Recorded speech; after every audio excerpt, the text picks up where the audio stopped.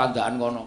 Ah gara-gara kuwi wis tak amput wis ra iso tenan tak nggo ngeprak. Ngene iki kene mak celeng. Kene ngendi kok didumuk? Apa? Kuwi tangane kok ndumuk kono? Kowe weruh ta? Weruh Ayo mripatmu sing cenanangan. Lah kula lak agi ndelok jenengan kok ya kon mak celeng kok tangane ndono. Ayo mbok tok penging. Ayo miki wae tak penging aja rono. Oh ya wis.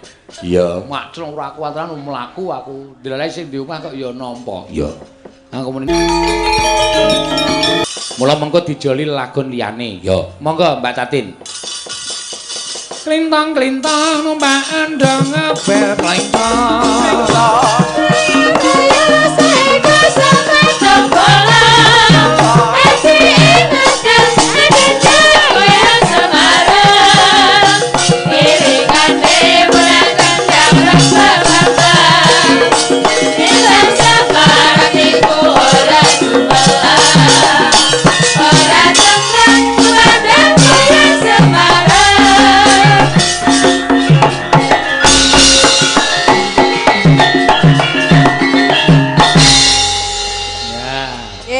Ternyata iki Ibu Teresia Mariem iki ternyata satu produk karo kowe.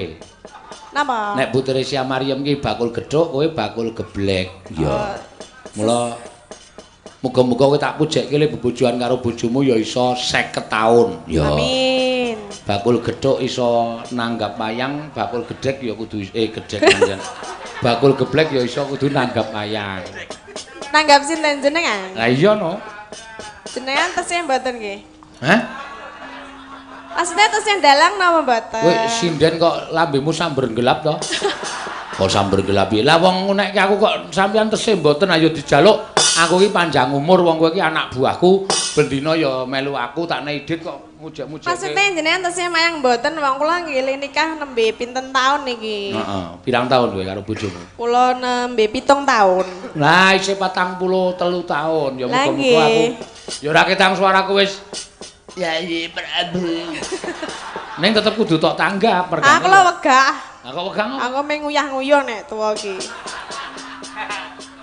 Ayo. Setan ki ora. Iya mah. Masa dalang nganggo pampers. Ning kadang kala kuwi sok ditakokke lho, Ti. Lah napa? Kuwi sing kadang kala ana sing wong piyai sing ora ngerti, kuwi paling sok ditakokke dan siji cara istirahatnya bagaimana nek setiap malam pentas, loro mesti aku sok ditakoni ketemu wong luar Jawa sing seneng wayang. Enggak gimana, Pak? Kok bisa enggak kencing ya? Nah, kuwi pancen ya ana rahasiane. Napa rahasiane kula nggih dereng ngerti lho, Pak. Jane ora perkara dalang ki digdaya ora. Ya, dalang ki iso ngampet nguyuh ora. Ya kadang kula ya ngampet nguyuh. Ning pancen ya karena hobine mayang, kesenengane mayang, pikiran nguyuh ki lali.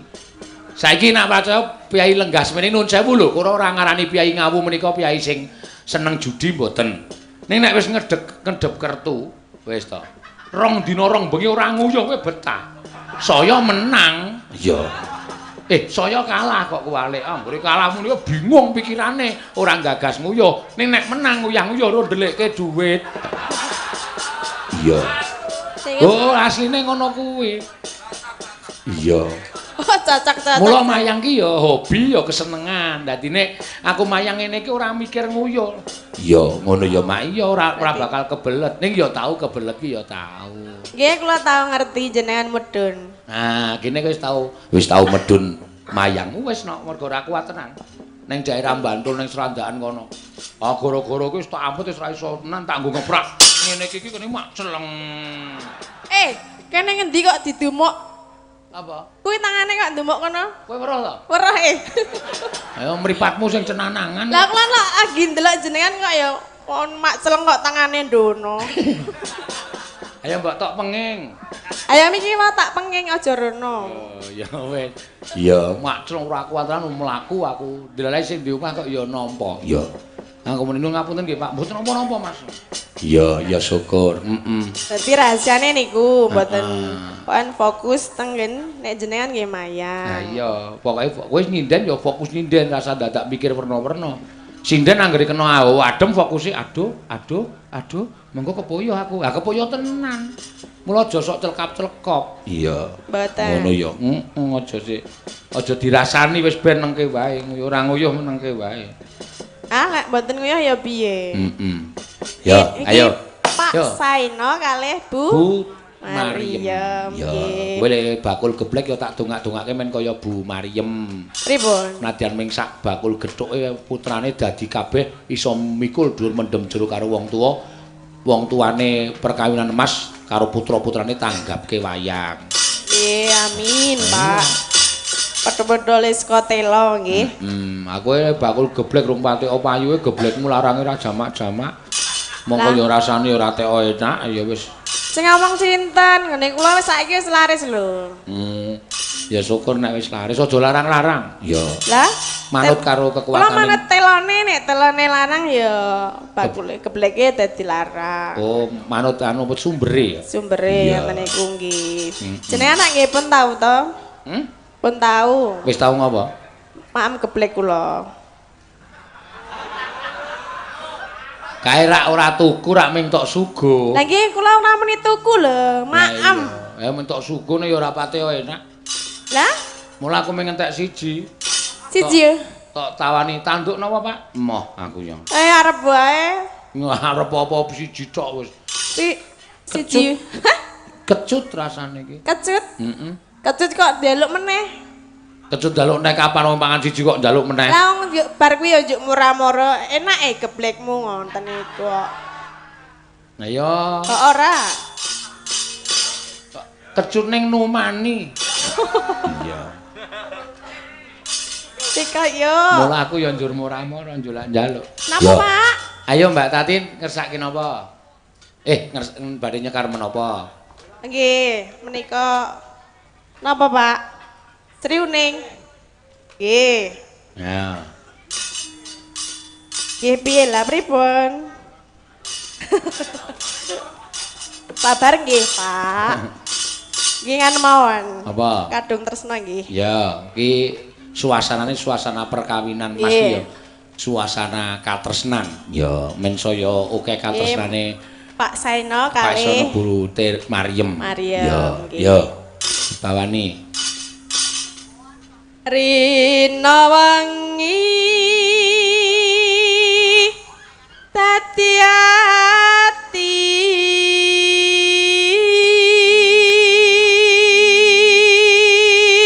neno tanpa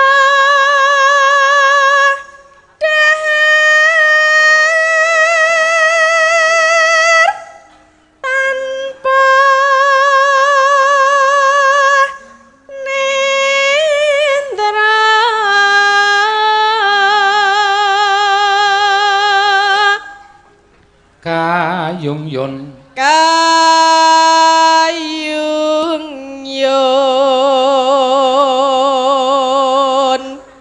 marang slirane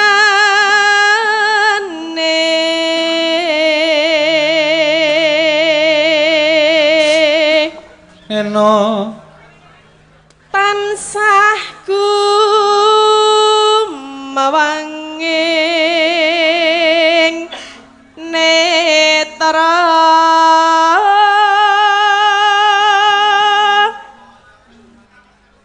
jero ati kadung tresna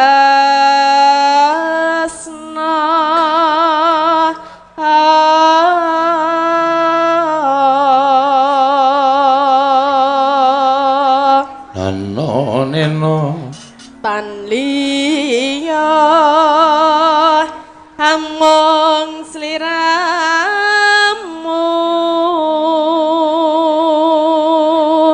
neno satemah lara asmara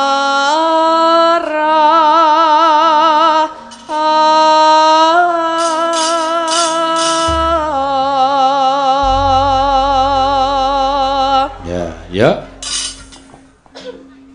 lamat wis katon tejane yen kok berangkat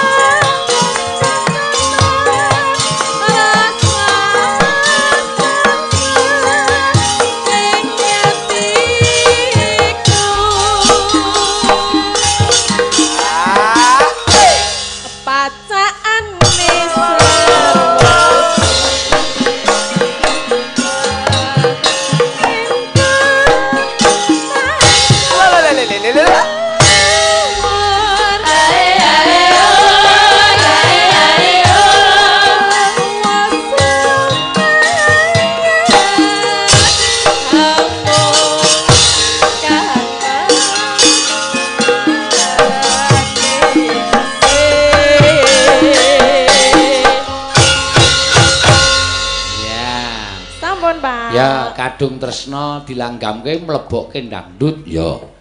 Dangdut slow ya, Mak. Dangdut slow. Ya. Nek dipethut-pethut kok ndak ngentekke wektu no. Ya. Langgam tok, dangdut tok, mula disambung sisan bae. Ngono ya. Heeh. Ki mau Mbak Tatin saka Kulon Progo. Ya. Mergo sinipun Prabu Darma Kusuma kuwi wis sasmita karo aku kudu nganggo iki. Oh ya wis nek ana sing dawuh ya wis. Kyai Semar Kulandara. Kanthi cara mengkono Puntadewa nyuwun lawan Kyai Nayantaka. Nggih, keparengipun tuntunan laku ning Pandhawa supaya bisa mujudake negara ingkang kaya wingi uni Kyai Semar nadyan kudu apa wae ingkang katindakake upamana syarat sranane paringa pangandika kadangku papat ora bakal wegah nggone budidaya golek syarat srana. Wah, Semar yen pancen Pandhawa bali kaya wingi kudu ana syarat sranane paringa pangandikan. Mengko aku ingkang bakal golek syarat srana supaya iso kasembadan penjangkaning Semar nggone bakal bangun jiwaning kawula sanegara Ngamarta. Semar Badranaya. Semare koten prayetna semore seko balik titiyoni kandayani trisanya purnama sasi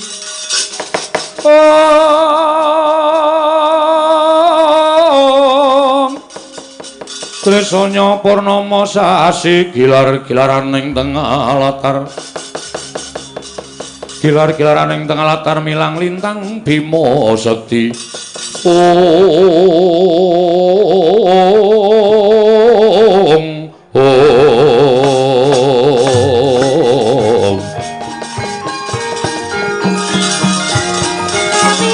Mari koten prayitna semore resika balik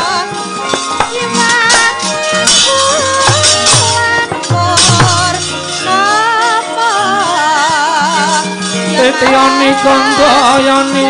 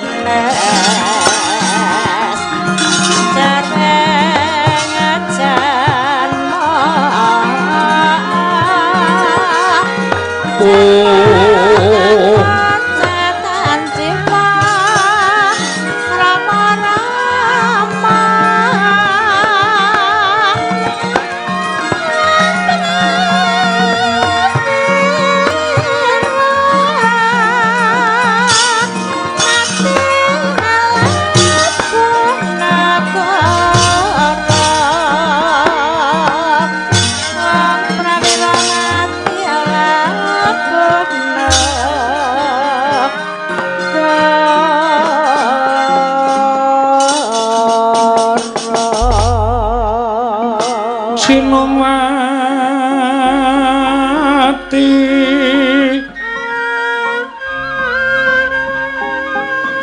Sinowati jagat kinari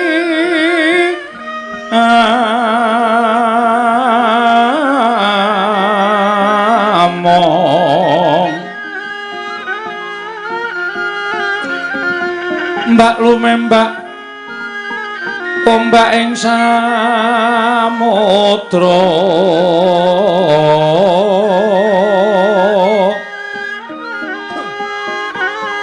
ae ana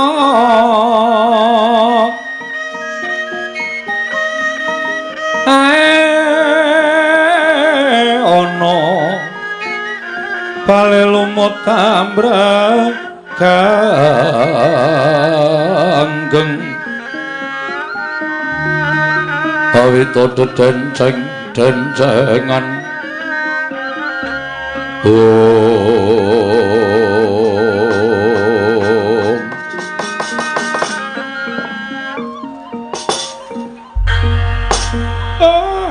damel kaget raos sing manahipun ing abdipun Semar.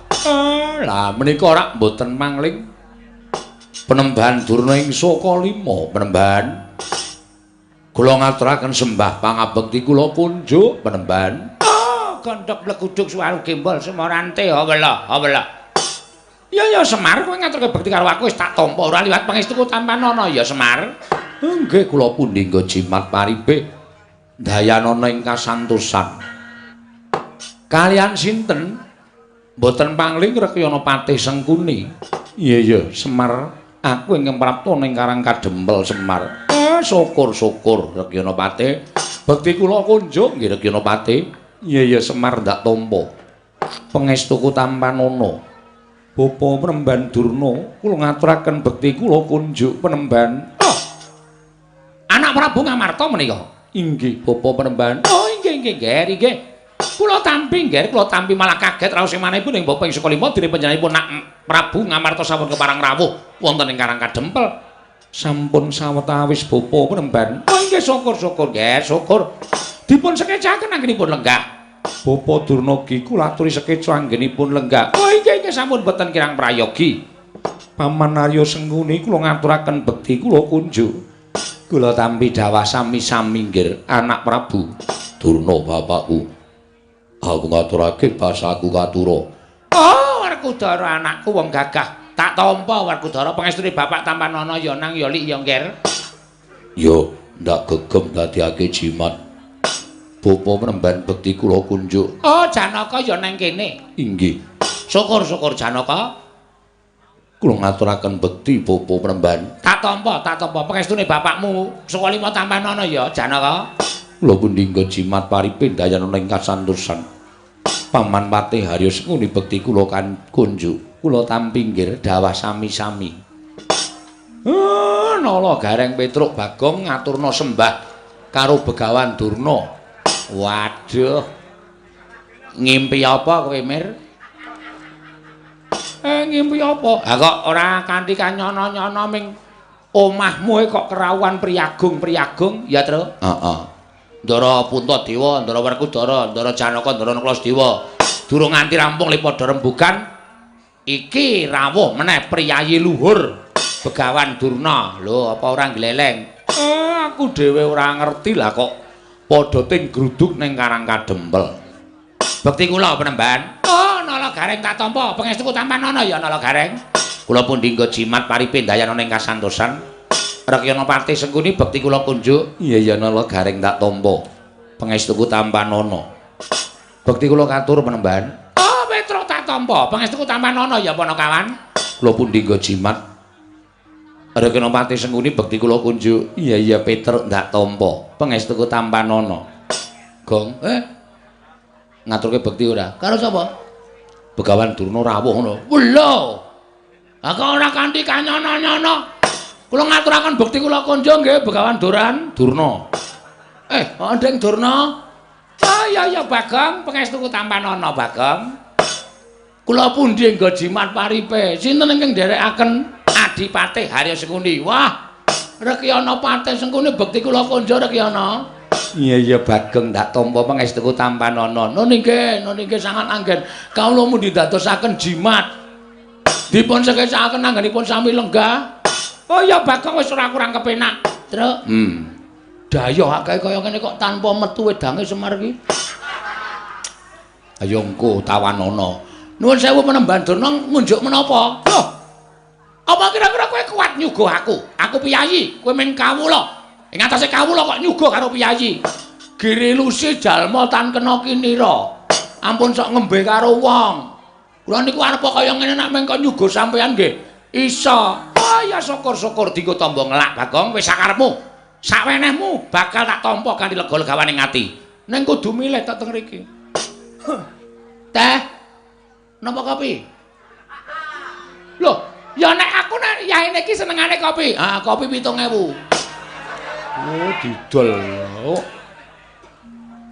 Nyuguh kok didol. Gulane ya tuku Padake. Nek purun pahit, ireng pulun pahit, ning kula campur lemah. Hus. Aja edan kowe. Pendhita kok sapenake dhewe ora ngomong.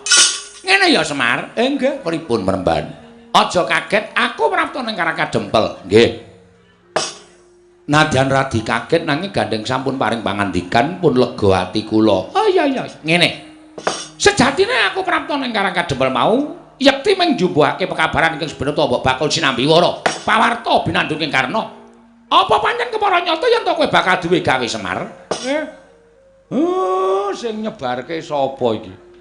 Lah kok dadi Ndara Pandhawa ya pirsa, Ndara-ndaraku Ngastina ya pirsa.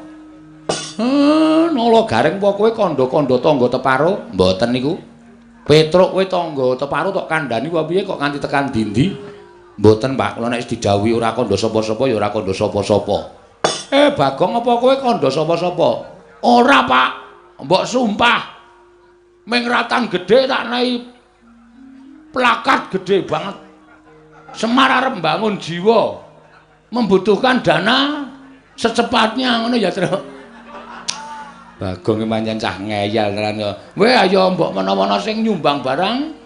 Anjir arep nampani. Aku. Oh, tok nggo apa? Tak nggo ngeramik omahku kae. Oh, keramik omah yo Semar sik dibutuhke ora. Sampean kok preso? Loh, Semar kuwi wong kondang. Arep kowe iki derajate ngaceplek, arep kowe wong loro saudon telu saurupan. Kowe iki ming Panakawan. Nuwun sewu kasarane kowe iki ming batur. Ning saben-saben kowe duwe gawe, jagat iki persasat nganti keberbegen marangmu mandangi Semar Badranaya. Nggih. Apa pancen kepara nyata yen to kowe bakal duwe gawe ya kuwi mbangun jiwa. Nggih. Niku ming lagi niat kok. Ming lagi karep. Durun kula tekake sedya. Ming lagi karep lagi kula nam-nam wonten ati ning kok kula kaget. Sedaya sampun sami prisa. Loh, aku ora wis omong karo kowe to, kowe iki wong kondang. Mula nek arep duwe gawe apa-apa kowe iki mesti tekan kono-kono padha ngerti ta. Dene apa to sababe aku suwanu ning Karangkadempel iki mau pancen diutus dening Sinuwun Prabu Duryudana. Supaya aku suwanu ning Karangkadempel. Wigatine ora ana lali kejobamu. Apa yang dadi sediamu mau pancen apik, pancen becik Semar. Pancen apik. Kowe iki jejering pamong, kowe iki jejering titah ingkang anyalira Jawata, ya kuwi Sang Hyang Bathara Ismaya. Mula yen to kowe kepengin bakal bangun jiwa. Mula yen to kowe kepengin bakal bangun jiwa mau, pancen wis satrepe, pancen wis bener, pancen wis pas.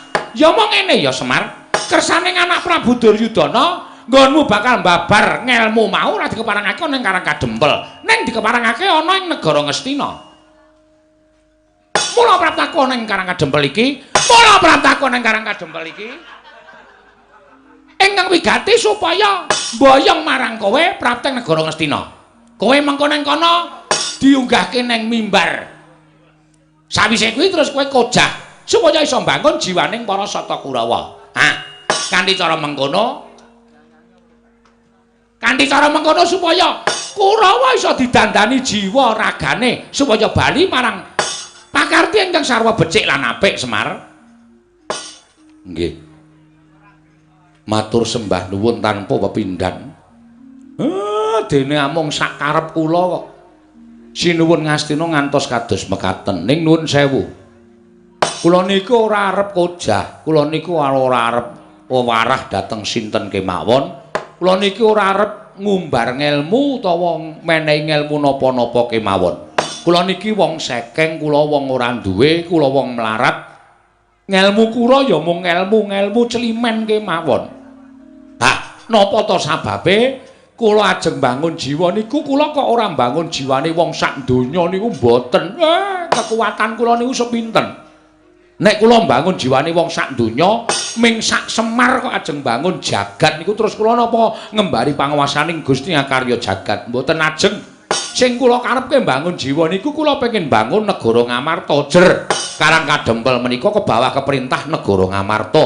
Mula sing kula penke nggih negara Ngamarta. Dados nek Begawan Donorawuh meniki kalian Prakyana Patih Sengkuni pengin boyong dateng Semar Badranaya.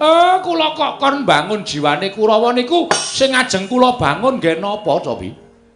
Kurawa niku pun boten kurang-kurang derajat pangkat duwe bondo seprapat jagat darbeking Sinuwun Duryudana. 7 turunan boten entek. Dinggo dolanan kalih adi-adine kabeh nggih menika Sata Kurawa. Terus sing ajeng dibangun apa? Kula tak takon. Nek kula teng negara Ngastina niku ngibarate kaya dinguyahi segara. Teng mriku nggih pun lenggah pandhita ingkang kondang monyor-monyor inggih menika peparab Begawan Durna. Lah mung perkara kojah wewarah kawruhing urip kok dadak nggotong kere saking Karang Kadempel terus pujangganing Ngastina sing nami Begawan Durna niku nuwun sewu gaweane napa? Kula tak takon. Sing kudune dandani para Kurawa niku sampeyan dudu kok kula. Merga Kurawa niku murid sampeyan. Kurawa niku siswa sampeyan. Anane siswa kok ora apik, murite kok ora becik. Lah niku sing ditutuh ya gurune. Piye le mulang muruk karo murite? Ngoten. Ampun kok kula sing dandani. Sing gawe dudu kula kok sing dandani kula. Niku nek carane wewangunan utawa carane omah sing gawe dudu kula, sing dandani kula. Mengke usuke kurang gedhe, renge kecupeten. Mboten iso dadi dipasangi gendheng ya ora apik. Ngoten. Nek sing damel sampeyan sing dandani ya kudu sampeyan. Mula nuwun sewu. Niat kula ming ajeng dandan-dandan negara Ngamarta. Sakliyane niku dudu tanggung jawab kula. Semar niku wong kekuatane winates, ora kaya sing gawe jagat, ora kaya Gusti, ora kaya dewa. Kula niku senes dewa, kula mung titah sewantah. Ngoten? Mula nek Begawan Donorawuh mriki ajeng boyong Semar, nuwun sewu kula mboten saged. Kula dereng saged. Mergi siji niku dudu kewajiban kula, loro kula mboten iso pripun-pripun mangke nek tekan negara Ngastina. Malah kula iso disoraki dening para kawula sak negara Ngastina. Wong ngelmu kula niku mung ngelmu celimen. Ngelmu kula niku mung ngelmu cethek. Ngelmu kula niku dudu kawruh kapanditan, dudu kawruh kabrahmanan, luwih-luwih dudu kawruh kadewatan. Mila Den, Ndara kula Begawan Durna kula nyuwun pangapunten menawi jengandika Penemban Durnarawuh wonten ing papan mriki. Badhe mboyong kula nek kula kon supaya teng negara Ngastina dandani para Sata Kurawa Blaka Suta kula ora iso, kula ora tekan. Ndak malah mengke ngebot-boti pikiran kula, sampeyan mang kondur kemawon. Sampeyan mang bali kemawon. Mang matur kalih Sinuwun Prabu Duryudana, nek niku dudu gawean kula. Kula tak ngrampungke lek kula dandan-dandan negara Ngamarta riyin, Ndara.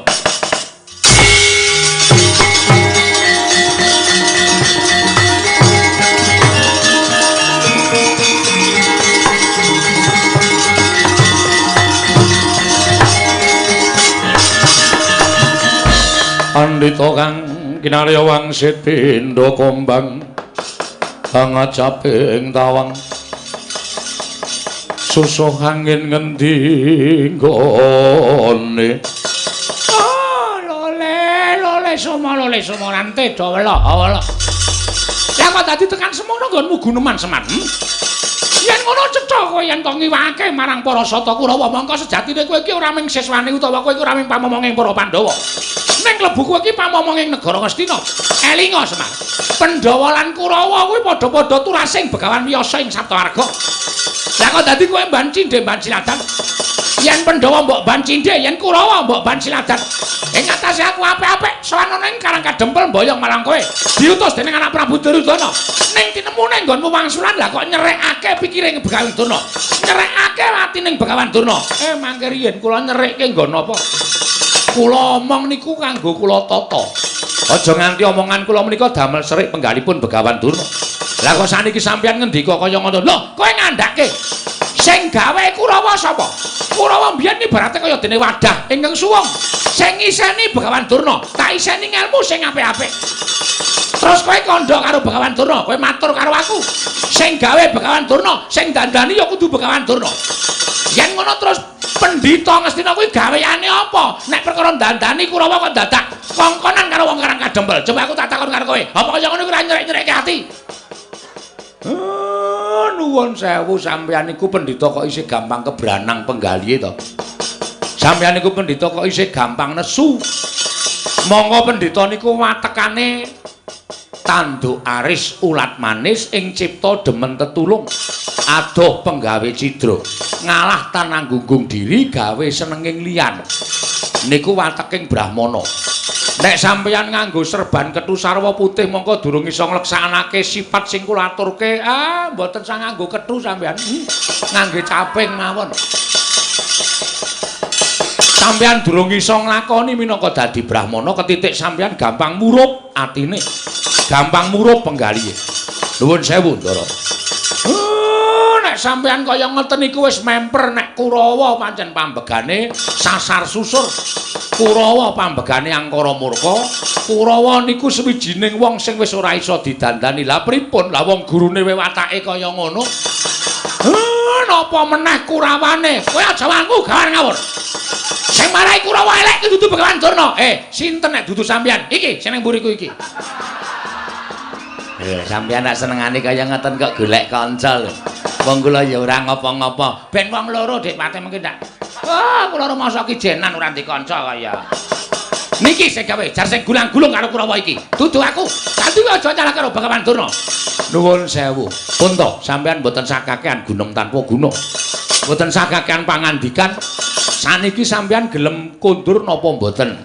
Mergo nek sampeyan tau nono Windanana lenggah teng Karang Kadempel, kula ora gelem bali, kula ora gelem diboyong teng negara Ngastina. Lah mbok sampeyan ngenteni tekan jaman apa mawon, Semar ora bakal pindah saka Karang Kadempel. Lho, nek ngono kowe pancen niat ora gelem tak boyong nang negara Ngastina. Monggo Semar. Ya aku diweling dening anak Prabu Duryudana, Bapak Durna menawi mboten saged boyong Semar wonten negari Ngastina.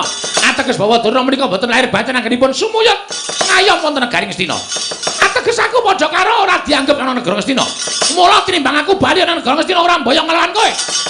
Luwung kowe bakal tak ruda paripeksa. Lah, rak tenan to. Kriwikan dadi grojogan geguyon dadi tangisan. Sampeyan ngomong kaya ngoten niku ampun gawe nesune anak-anak kula. Mengke anak kula salah siji wonten sing nesu.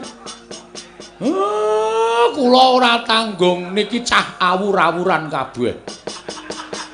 Sampeyan iki nek pendhita elek derajate ming mergo dienggo awur-awuran kali anak-anak kula niku kula ora tanggung. Aku ora wedi karo anak-anakmu. Kuwase kowe gelem mangkat apa ora? Yen kowe ora gelem mangkat, ora meng kowe sing tak katutke dosane. Ning klebu Karang Kadempel kene bal tak katutke dosane. Yen perlu Karang Kadempel tak bumi angus legane atiku. Terus, nesu ora kowe? Ora. Bagong kuwi sing biasane nesu ora, Gong. Edian. Gong. Gong, ngapa? Durna teka. Ngapa Durna? Omong karo bapak. Omong piye? Bapak arep diboyong ning negara Ngastina. Terus bapak emoh. Goblok kok Semari. Lho. Kuwi seneng karo bapane ngono goblok to. Goblok. Ning Ngastina ki bandane mengalir. Nek Semar gelem dadi pamonging para Kurawa ki sugih wingi-wingi ora ketayalan ngrekoso uripe kaya ngene. Sik to aku tak neluske omonganku. Semar ora gelem. Dasare Semar arep bangun jiwa negara Ngamarta. Jiwane kawula sak negara Ngamarta dibangun karo bapak. Heeh. Lah Sinuwun Duryudana mireng. Heeh. Bareng Sinuwun Duryudana mireng, Sinuwun Duryudana kepengin diwejang karo bapak Semar. Mula bapak Semar arep digawa ning negara Ngastina. Terus bapak moh. Dasare ngapa sih? Bapak kepengin rampungke pakaryane negara Ngamarta. Tur kuwi dudu gaweane bapak. Kuwi dudu kewajibane bapak. Dandani Kurawa kuwi dudu kewajibane bapak. Sing bapak duwe kewajiban iki dandani para Pandhawa. Heeh. Durna Sumbar. Ngene piye? Nek Semar ora gelem tak boyong ning negara Ngastina, tak ruda paripeksa. Ah wis ben. Lho. Ora nesu kok. Ora ana sing nyangkut keamanan Karang Kadempel. Kuwi pribadine Semar karo Durna. Masa aku kok nesu? Lah kowe iki anake sapa? Anake Semar. Ah Semar dingonone kok kowe ora nesu. Piye? Semar dingonone kok kowe ora nesu. Ah ora aku masuk angine Semar atilek kok. Tanteni dina rong dina telung dina kok tanpa jedul. Bareng ketemu ing waras le. Aku arep muni dengkulmu mlocot. Ora tegel bapak kowe. Ha iya, ning ana sing kata-kata sing jajahe kowe iso marai nesu. Piye kata-katane? Kata-katane piye kata-katane? Ngene iki. Piye? Semar, nek kowe ora gelem tak boyong ning negara Ngastina, aja ming kowe ning kawula sakarang Kadempel tak katutke. Maksude katut karo kawula Karang Kadempel diboyong kabeh? Ora. Kawula sakarang Kadempel arep di bumi angus. Hah? Arep di bumi angus. Bumi angus iki apake, Tru? Ha iki omongan karo wong goblok SDM rendah ki ngene iki. Di bumi angus ki mbok menawa arep digawe sungsang bawana balik, nek perlu Karang Kadempel arep diobong karo Begawan Durna. Cangkeme sapa wing? Nek ora metu golek rokok sik. Nyemelange. Sapa terus sing muni ngono kuwi? Begawan Durna. Yakin? Yakin. Engko nek aku nesu kok kowe ngapusi? Ora. Aku krungu dhewe. Kowe lho iki? Heeh. Asli to? Asli. Nesu aku.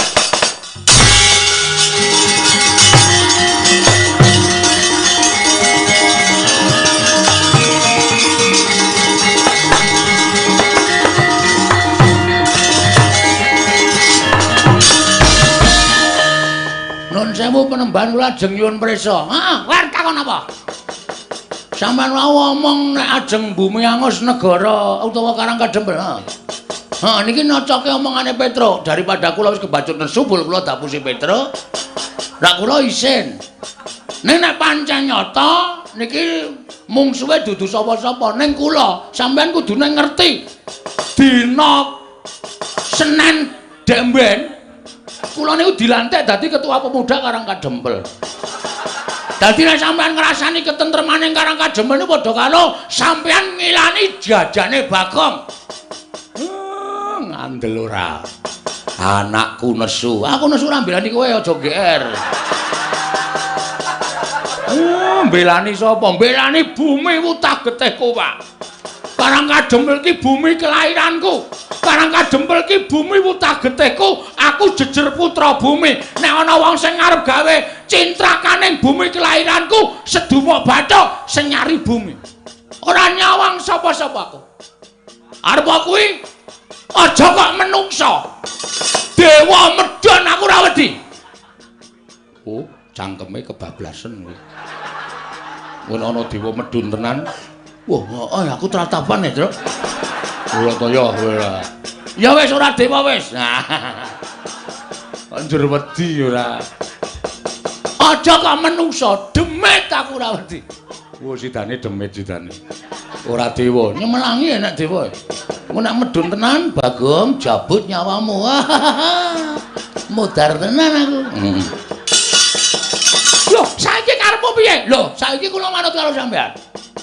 Nek sampean ajeng boyong Semar, Semar ora gelem niku pribadi perkara sampean karo Semar. Ora masalah. Monggo arep dirembuk cara piye ora masalah. Nek sampean aja nganti ngatutke Karang Kadempel. Ngono. Aja nganti ngatutke Karang Kadempel. Semar kuwi kami tuaning Karang Kadempel. Ha sing do ngakoni. Lho, kowe ora ngakoni bapakmu kami tuaning Karang Kadempel. Kula niku anake ora percaya karo Semar. Ning nek Semar diganggu gawe mongko menyangkut suasana ketentraman Karangkadempel ya maaf. Terpaksa kula wani karo sapa wae. Yen ngono kowe wani karo Begawan Durna. Lho, ameng kowe kok dur. Aku kowe sumbar meniki yen ngono kowe wani karo Begawan Durna. Rangkep apa itu ora bakal tak tinggal loncat. Kowe ora ngerti Bagong nek wis nesu kok. Rumangsane. Iki tengike ra jamak-jamak. Keleke sabune garing barang ora dibilasi. Ana banyune entek lagi sabunane. Mulai yang tak anduki. Piye to le? Wis meneng apa? Loh, nek ngono kowe dadi palanging Begawan Durna. Mepalangi aku mergo kowe ngrasani Karangkadempel kok. Kowe aja pisan-pisan ngrasani Karangkadempel. Nek kowe ngrasani Karangkadempel dudu ajanging Semar. Kowe iki mau apa ya jenenge? Ora to ya kowe. Ngono apa maksude? Dudu Semar sing ngadepi. Dudu Semar sing ngadepi. Ning Bagong, diajane Bagong sing dienggo ajanging peperangan. Wah, edian. Gleleng tenan cah iki. Ya kuwi. Durna iki biasane sok nggawa Kurawa. Durna ora temandang sing maju Kurawa. Kowe nggawa Kurawa? Heeh. 100. Mbok dilongi. Wong Kurawa 100 kok ngelongi. Wong nantang kok bareng krungu ana Kurawa 100 kok tratapan ora. Aku ora bakal mundur sejangka. Nek mungsuh Begawan Durna, ngendi papane wong neter kanthi dayan. Wah, panas maning jajaran sertane bawana. Yen ngono Bagong sing palangi niate Begawan Durna. Ayo, kowe ngecap pirang dina? Kowe ngecap apa? Ora bakal tak tinggal loncat. Mati Begawan Durna musuh Bagong, luwung ora urip nang alam padang. Oi, cewek.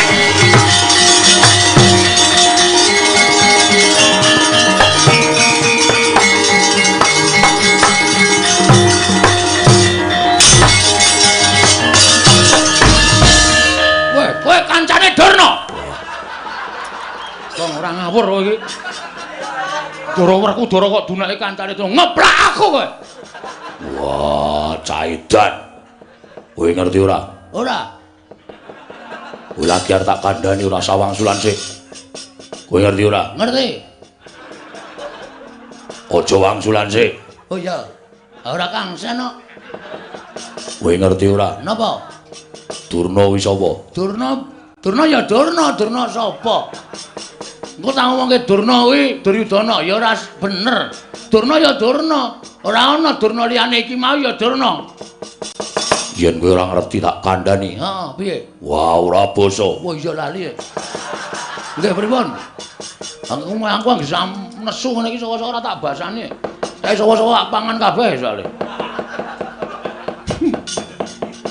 Durna kuwi guruku. Lho. Wis lulus durung? Aja edan. Durna kuwi guruku.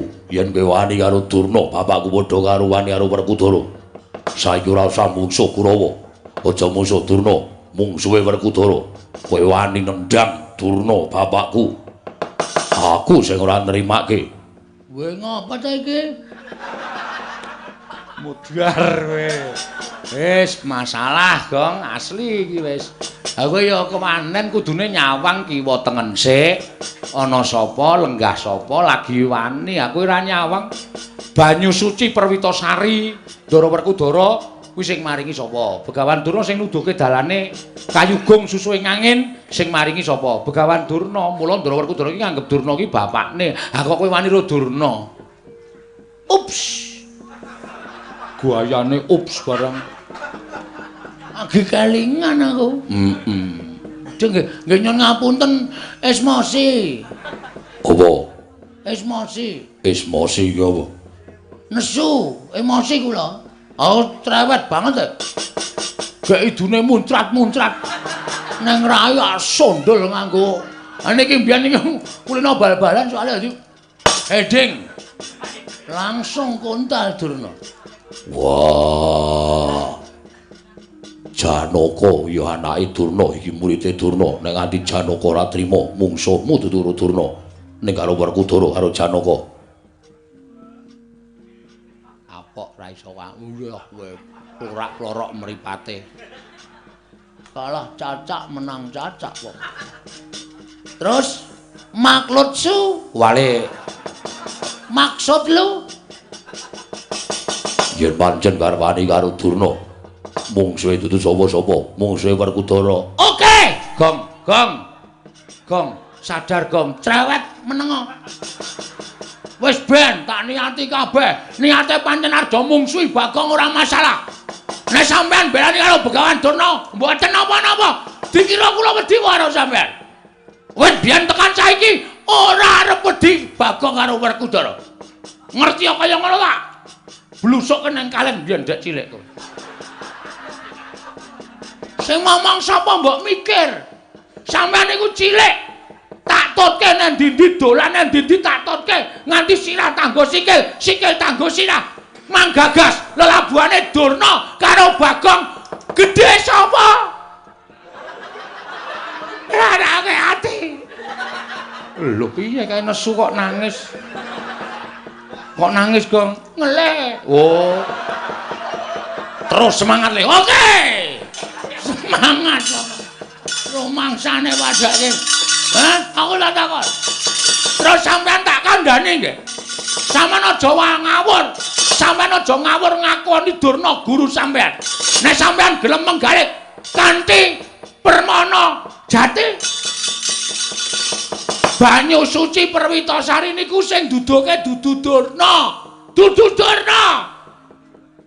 kowe lha iki Bagong tenanan iki dudu Durna Mas ora ro nangis Gong sing tetek oh tenge mak senut anggere tanggo bengok mak senut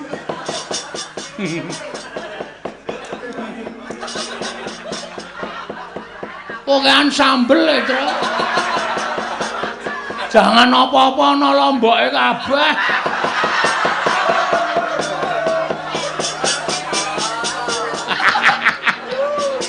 isa-isane kok terus kaya tak cuciki nganti banyu suci Perwitasari ini mergo apa? Kepercaya sampean karo Begawan Durna apa-apa niku nek dilambari percaya mesti bakal ketekan sedane nek sampean ora percaya mang takon karo Patih Sengkuni Durna ngomongi ning Gunung Candramuka ning Guwa Sigrangga ning Alas Tik Brasara sampean ketemu karo Bathara Bayu karo Bathara Indra entuk inggih menika Kyai Bargawastra ya ta ha kuwi mbiyen jane Durna ora nunduke papane ning Durna kepengin ndlomproke sampean teng juranging pepati ning mergo sampean percaya ora tekaning pati malah entuk nugraha satu wah Bagong kok ngerti ya ngerti wae angka loro sampean arep dipateni karo wong Astina srana arep dicemplungke teng segara karo Begawan Durna ning mergo sampean percaya karo Begawan Durna sampean teng segara ora mati malah ketemu karo Sang Mahardi Kengrat ya Sang Ruci Bathara sampean entuk tirta pawitra maning suci ngelmu kasampurnan manjing suruping pati sastra cetha paripurning wangsit edian Bagong kok kaya ngono lho S2 e waduh cah cerdas e padake nyepelekke niku kabeh mergo sampean percaya ora kok Durna sing duduhi ha kok seprene sampean sing duwe kapercayan nek sampean iki sing duduke Durna salah bong pahit dhuwur ngambung ngisor becik oh tantep ngawur ha munia saiki munia apa kabeh lelabuhane Durna mboten ora Durna ki ora duwe ngelmu kapinteran Durna ki ora duwe ngelmu kawaskitan Durna ki dudu dununging wahyu ning Durna niku gurune wong perang nika gurune wong perang tok til ora ana kawruh napa-napa Nek sampeyan le mulang perang Durna, kula lagi percaya. Nek Tirta Pawitra Maning Suci kok saka Begawan Durna, itu bohong besar. Ewadene sampeyan durung percaya lan masih sanksi dengan kata-kata. Bagong, silakan naik ke Mahkamah Konstitusi.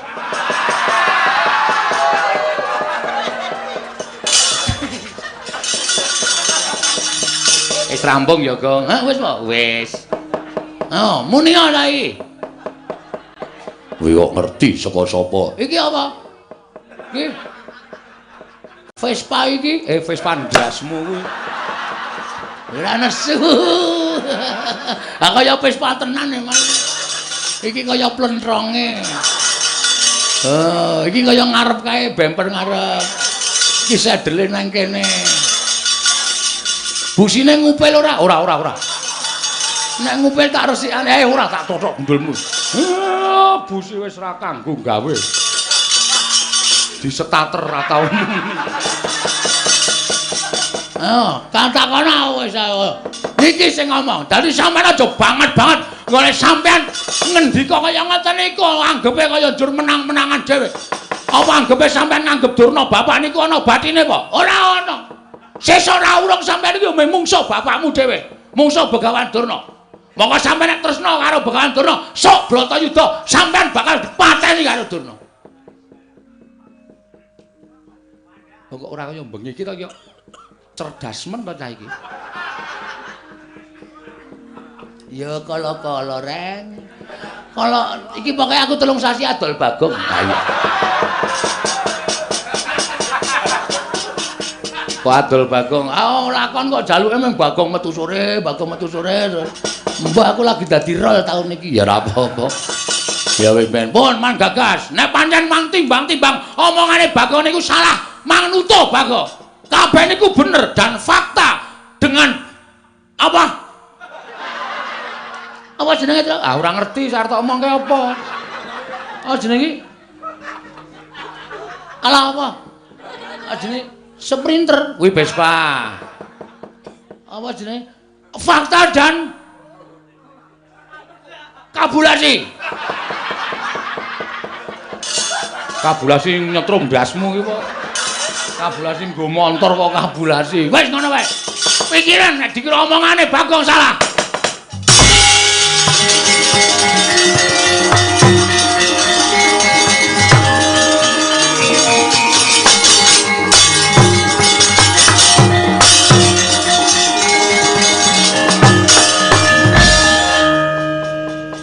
Bagong, Nun, aku sing nyuwunke ngapura Werkudara ya, Bagong.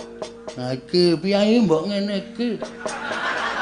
Bagong, aku suwunke pangapura. Bagong, ayo derekno aku tuku sikat gigi. Oh wis tau dijak Bagong. Wis aku kerep Ndara Puntadewa ki Nalendra ora tau perang, ora tau nesu mung blanja. Anggere ana Indomaret mandeg. Sing ngrasake jundi Bagong. Tak icipi sik. Niki. Terus dibandemke aku wis tok cokot. Nggih, ngapunten kula kepeksa ngoten niku merga kula mung dunungke mawon kok sinuwun. Iya. Bagong ngaturke panuwun tanpa pepindhan Werkudara. Nggih. Ana tetembungan bathuk bolo isi madu. Ya mung Panakawan Bagong ingkang satemene wis bisa narbuka penggali ing siadi. Mula aja banget-banget nggonmu tansah ngegungake apa kang dadi penemumu kuwi penemu sing paling bener. Wah, ya wis. Werkudara, Apa? njaluka ngapura karo Bagong, kowe salah. Kae wong tuwa, kae sing momong kowe mundhak mengko uripmu sasar susur lan kuwalat. Bagong. Apa? Wah, iki arep aleman iki ngene iki. Ya aleman, ya aleman. Terus main gagar otak. Aku entuk masak sithik kowe iki. Mangsaku kok. Ndara Werkudara iki le nimbali wit tenanan Bagong wis halus ngono ngopo. Arep tak gawe angel kok ya men. Lah kono ya sak penake dhewe. Bagong. Nun.